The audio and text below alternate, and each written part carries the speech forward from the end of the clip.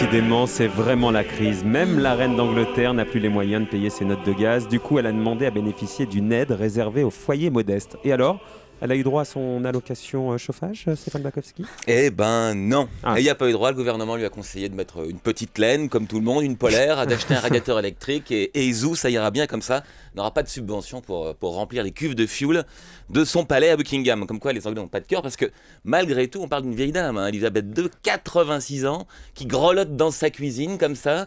Et le gouvernement ne lève même pas le petit doigt pour l'aider. Alors, forcément, vous dites, ah oui, mais elle habite un château. Enfin, alors, ça en jette sur une carte postale à Buckingham Palace. Mais comme toutes ces grandes maisons de famille, c'est totalement inchauffable. Je vous donne les chiffres. On va la plaindre, hein, vraiment. Bah écoutez, 775 pièces à chauffer. Vous voudriez être à sa place, Julie? Avec sa fortune, oui. 77 000 mètres carrés habitables. Donc, je vous rappelle, en ce moment, vous devez le savoir, que le prix du gaz monte considérablement. En France, ça a augmenté de 15% depuis le début de l'année, de 80% sur les 6 dernières années. Alors, avec une baraque comme ça, forcément, la pauvre Elisabeth, elle s'est retrouvée en 2004 avec une note de chauffage de 1 200 000 euros. Ah, et là, vous ne voulez plus être à sa Elle place. a vu comme ça, Stéphane.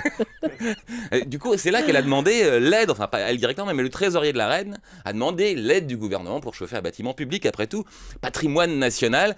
Et on lui a dit non, parce que le fonds dans lequel il voulait taper, c'était celui réservé aux plus modestes. Donc le gouvernement lui a dit que certainement qu'il y aurait des conséquences médiatiques si la reine décidait de prendre pour elle l'argent qui servait à rénover le chauffage des hôpitaux. Donc voilà, elle a payé pour sa fortune. Ça vous fait plaisir, Julien, de savoir que la 11e fortune du monde, mais en même temps, elle n'est pas si riche que ça. Parmi les souverains, il y a un classement Forbes des souverains. Elle est 11e dans ce classement des souverains les plus riches. Vous savez qu'elle a beaucoup perdu avec la crise. Elle a perdu plus de 30% de ses avoirs en bourse, la pauvre reine. Il lui reste plus que 79 millions d'euros en bourse. Et donc, elle va devoir payer elle-même son chauffage. Alors, peut-être que ça pourrait vous rapprocher un peu de la reine cet hiver, si vous avez vous-même du mal à chauffer votre maison.